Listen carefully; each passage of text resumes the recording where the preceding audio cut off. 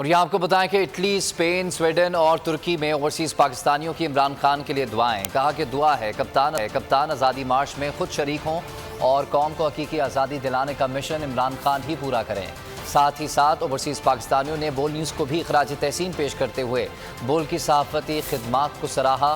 Overseas پاکستانیوں نے نازک حالات میں عمران خان کے ساتھ شانہ بشانہ کھڑے ہونے کے عزم کا بھی اظہار کیا.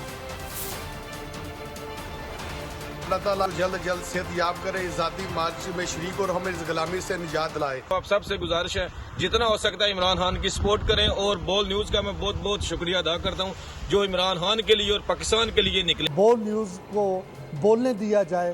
بول نیوز حق سچ کی آواز ہے اور اس کی آواز کو بلند ہونا چاہیے، نہ کہ پستیوں میں اس کو دبایا جائے. بول ٹی وی کو بھی آزادی کے ساتھ جو صحیح خبریں ہیں وہ دکھانے کا برابر موقع دیں.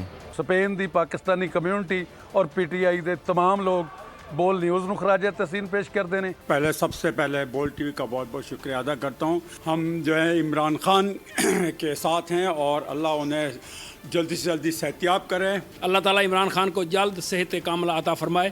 ہم بہت زیادہ دعا گو ہیں عمران خان کے لیے کہ اللہ ان کو جلد سے جلد صحتیاب کرے. عمران کو اور اس کے سارے جو دوست اور احباب اور جو ورکرز ہیں ان کو مکمل طور پہ اپنے حفظ و امان میں رکھے. عمران خان کے حوالے سے میں بات کہنا چاہوں گی بول ٹی وی کے سے ان کے اوپر جو اٹیک ہوا ہے اس کی مذمت کرتے ہیں کہ یہ بہت غلط اسٹیپ تھا جو ان کے لیے ان کے اوپر کیا گیا. اللہ تعالیٰ ان کو خیر و عافیت سے رکھے.